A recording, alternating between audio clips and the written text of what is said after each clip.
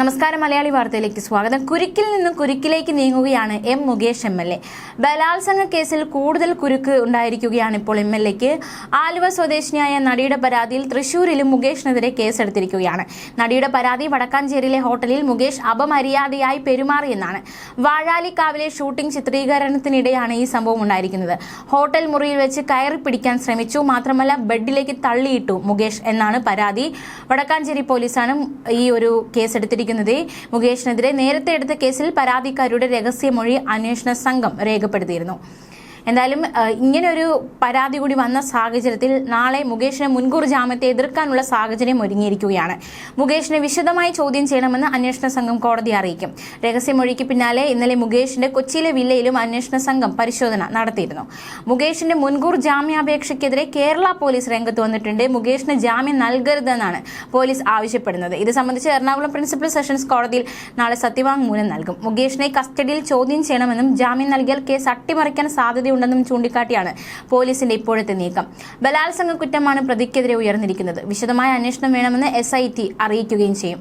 അതേസമയം പോലീസ് എടുത്തിരിക്കുന്ന ഒരു നിലപാട് മോശം പെരുമാറ്റം പരാതിയിൽ അഡ്വക്കേറ്റ് ചന്ദ്രശേഖരനും ജാമ്യം നൽകരുത് എന്നാണ്.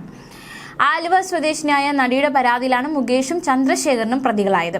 ആരോപണങ്ങൾക്ക് പിന്നാലെ മുകേഷിന്റെ രാജി ആവശ്യം ശക്തമാണ്. പക്ഷേ മുകേഷ് രാജിവെക്കേണ്ടതില്ല എന്ന നിലപാടാണ് CPM ഇപ്പോൾ കഴിഞ്ഞ ദിവസം പറഞ്ഞത് വ്യക്തമാക്കിയത്. ലൈംഗികാരോപണ വിധേയനായ മുകേഷ് MLA-യോട് രാജിവെക്കാൻ CPIM ആവശ്യപ്പെടില്ലെന്ന് സംസ്ഥാന സെക്രട്ടറി MV ഗോവിന്ദൻ കഴിഞ്ഞ ദിവസം വ്യക്തമാക്കിയിരുന്നു. മുകേഷിന്റെ രാജിക്കായുള്ള മുറവിളി ശക്തമാണ്. യൂത്ത് കോൺഗ്രസും മഹിളാ കോൺഗ്രസും അടക്കമുള്ളവർ MLA ഓഫീസിലൊക്കെ പ്രതിഷേധം നടത്തി. പലപ്പോഴും സംഘർഷമുണ്ടായി. രാജി ആവശ്യം സമ്മർദ്ദം വളരെ കൂടുതലാണ് എങ്കിൽ പോലും അത് രാജിവെക്കേണ്ട ആവശ്യമില്ല എന്നാണ് CPM-ന്റെ നിലപാട്. പാർട്ടി ഇതേപ്പറ്റി വിശദമായി പഠിച്ചുവെന്നും രാജ്യത്ത് 16 MPമാരും 135 MLA-മാരും സ്ത്രീകൾക്കെതിരായ കുറ്റകൃത്യങ്ങളിൽ പ്രതികളാണ്. അവരാരും MP സ്ഥാനവും MLA സ്ഥാനമോ രാജിവെച്ചിട്ടില്ല. കേരളത്തിൽ 2 MLA-മാർക്കെതിരെ കേസുണ്ട്. ഉമ്മൻചാണ്ടി മുതലുള്ള ആളുകളുടെ പേരിൽ കേസുണ്ട്. അവരാരും രാജിവെച്ചിട്ടില്ല. മന്ത്രിമാർ രാജിവെച്ചിട്ടുണ്ട്. അന്വേഷണത്തിൽ ഇടപെടുന്നത് ഒഴിവാക്കാനാണ് മന്ത്രിമാർ രാജിവെക്കുന്നത്. MLA നിരപരാധിയാണെന്ന് കണ്ടാൽ തിരിച്ചെടുക്കാൻ അവസരമില്ല. സാമാന്യ നീതിയുടെ ലംഘനമാണിത്. കേസ് അന്വേഷണത്തിൽ MLA ആയതുകൊണ്ട് ഒരു പരിഗണനയും നൽകേണ്ടതില്ല എന്നാണ് പാർട്ടിയുടെ നയമെന്നും MV ഗോവിന്ദൻ വ്യക്തമാക്കി. ധാർമ്മികത നിയമസംഹിതയല്ല, തിരഞ്ഞെടുപ്പ് നിയമമാണുള്ളത്. ധാർമ്മികതയുടെ പേരിൽ രാജിവെച്ച ശേഷം കുറ്റവിമുക്തനായാൽ ധാർമ്മികതയുടെ പേരിൽ തിരിച്ചു വരാനാകില്ല.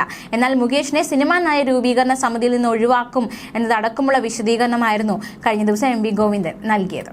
ന്യൂസ് ഡെസ്ക് മലയാളി വാർത്ത.